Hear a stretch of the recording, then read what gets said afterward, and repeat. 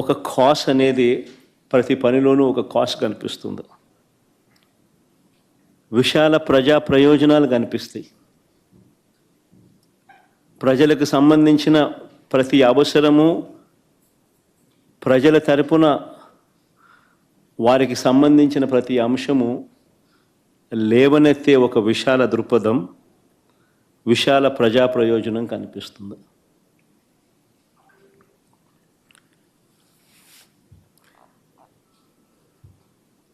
ఈరోజు అందుకనే ప్రజలకు ఏ సమస్య వచ్చినా కూడా ఈరోజు చంద్రబాబు నాయుడు ఎలాగూ చెయ్యడు అని చంద్రబాబు నాయుడిని ఎవరు కలవడంలా.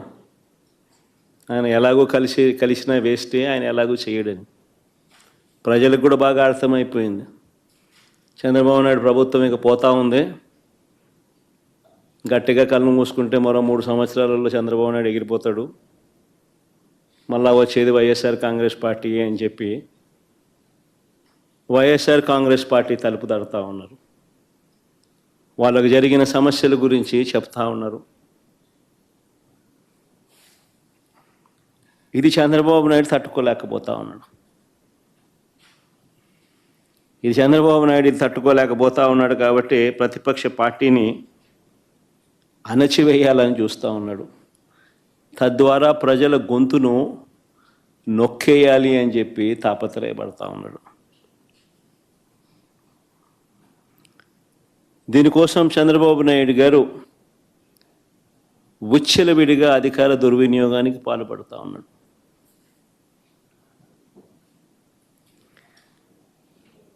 గతంలో పోలీసులు ఎలా ఉండేవాళ్ళు మా ప్రభుత్వ హయాంలో అని అంటే, అత్యుత్తమ పనితీరుతో, గతంలో పోలీసులు మా హయాంలో అత్యుత్తమ పనితీరుతో, సంస్కరణలతో, పీపుల్ ఫ్రెండ్లీ పోలీసింగ్తో తలెత్తుకొని పోలీసులు పనిచేసే పరిస్థితులు గతంలో ఉండేటివి. స్పందన అనే కార్యక్రమం ఉండేది. ఆ స్పందన అనే కార్యక్రమంలో వైఎస్ఆర్ కాంగ్రెస్ పార్టీకి సంబంధించిన వాళ్ళ సమస్యల కన్నా తెలుగుదేశం పార్టీ వారికి సంబంధించిన సమస్యలు ఎక్కువగా పోలీసులు సాల్వ్ చేసేవాళ్ళు, కలెక్టర్లు సాల్వ్ చేసేవాళ్ళు. ఆ రకంగా ఎక్కడా కూడా వివక్ష అనేది చూపకుండా ఎవరికి ఏ సమస్య వచ్చినా కూడా పోలీసింగ్ అనేది కానీ సమస్యలు సాల్వ్ చేయడం కానీ తలెత్తుకొని చేసే పరిస్థితులు గతంలో ఉండేటివి అధికారులకి. ఈరోజు ఆ అధికారుల పరిస్థితి ఏమిటి అని అంటే, చంద్రబాబు నాయుడు గారి మాట ఏ పోలీస్ అధికారైనా కూడా వినకపోతే వాళ్ళ పరిస్థితి ఏమిటి అని అంటే, డీజీ స్థాయిలో ఉన్న అధికారి సైతం, పిఎస్ఆర్ ఆంజనేయులు డీజీ స్థాయి అధికారి, ఈయన మాట వినకపోతే తప్పుడు కేసులు పెట్టి అరెస్ట్ చేశారు. మరో డీజీ స్థాయి అధికారి సునీల్ కుమార్ను, మరో అడిషనల్ డీజీ సంజయ్ను, దళిత ఆఫీసర్లు వీళ్ళంతా, ఇంకొక బీసీ ఆఫీసర్ ఐజీ కాంతి రాణా టాటాను, డిఐజీ ఎస్సీ అధికారి విశాల్ గున్ని, వీరందరిపై తప్పుడు కేసులు పెట్టి సస్పెండ్ చేయించారు.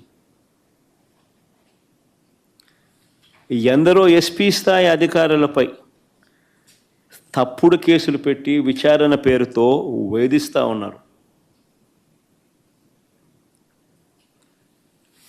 వీరు కాక 4 నాన్ క్యాడర్ ఎస్పీలు, ఒక కమాండెంట్ స్థాయి అధికారి, 22 మంది అడిషనల్ ఎస్పీలు, 55 మంది డిఎస్పీలకు పోస్టింగులు లేవు. మరో 6 డిఎస్పీలు, 3 అడిషనల్ కమాండెంట్లు, 2 అసిస్టెంట్ కమాండెంట్లు కూడా హెడ్ క్వార్టర్లో రిపోర్టింగ్ చేయిస్తూ ఉన్నారు.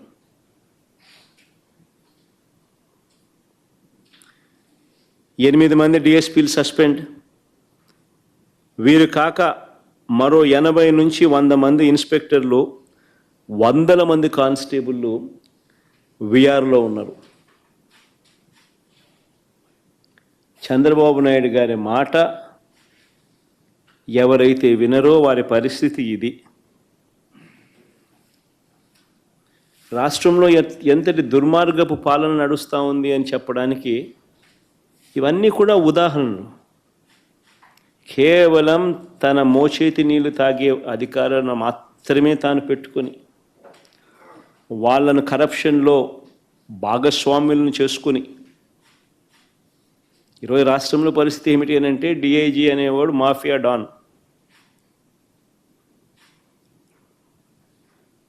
ఆ జోన్కు ఆయన కింద సిఐలు, ఓ డిఎస్పి, అదే ఆయన ఆర్మీ.